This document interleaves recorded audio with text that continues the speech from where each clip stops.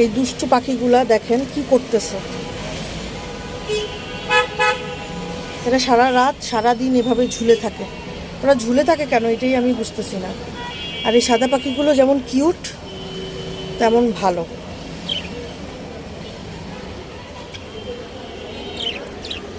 আর আজকে নাকি সূর্যগ্রহণ ছিল, কি জানি বলতে পারি না। কেমন থমথমে হয়ে আছে আকাশ।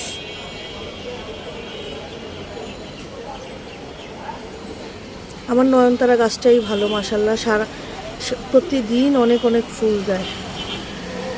তো বাইরে একটু যাব সাবাহাতকে নিয়ে, সাবাহাতকে মেহেন্দি দিতে নিয়ে যাব। এই দুষ্টু বাচ্চাটা উঠছে না, বলছি বারবার উঠছে না।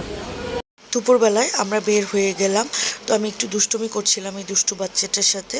এত কিউট মাশাল্লাহ, ওকে আমার মনে হয় মাঝে মাঝে যে একদমই গপ করে খেয়ে ফেলি।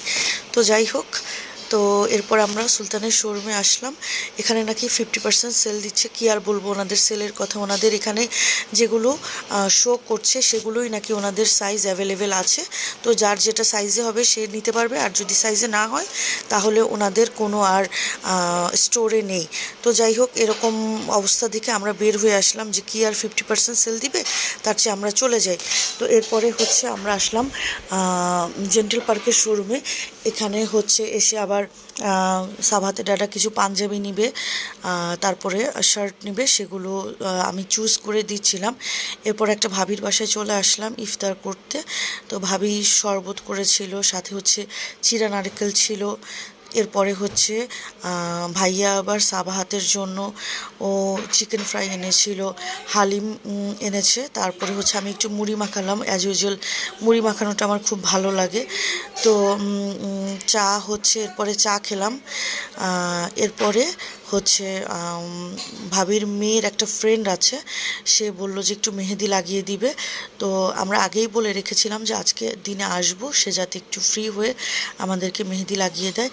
তো সাবাহাতের হাতে একটু লাগিয়ে দেওয়ার পরে সে বলছে আর লাগাবে না। তো যাই হোক, আমি দু হাতেই একটু লাগিয়ে নিলাম।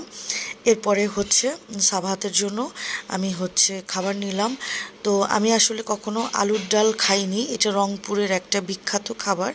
তো ভাবিকে অনেক দিন আগে বলেছিলাম, তো ভাবি আজকে আমি আসবো দেখে আলুর ডাল রান্না করেছিল, লাল শাক ভাজা করেছিল। সাবাহাত, আমি যেহেতু হচ্ছে হাতে মেহেদি দেওয়া, মেহেদিটা শুকিয়ে গেছে, তাই হচ্ছে আমি সাবাহাতকে স্পুন দিয়ে খাওয়ানোর ট্রাই করছিলাম।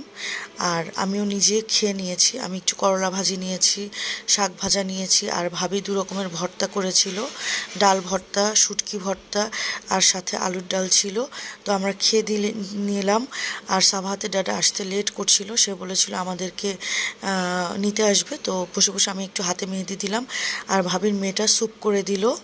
সাবাহাত অ্যাজ ইউজুয়াল খাইনি, তো কি আর করব, আমি খেয়ে ফেললাম। তো ভাবির মেয়েটা মনে হচ্ছে এই তো সেদিন এতটুকু ছোট্ট ছিল আর এখন বড় হয়ে গেছে, এখন সে রান্নাও করতে পারে। তো আজকের ভিডিও কেমন লাগলো জানাবেন। আজকের ভিডিও এই পর্যন্ত।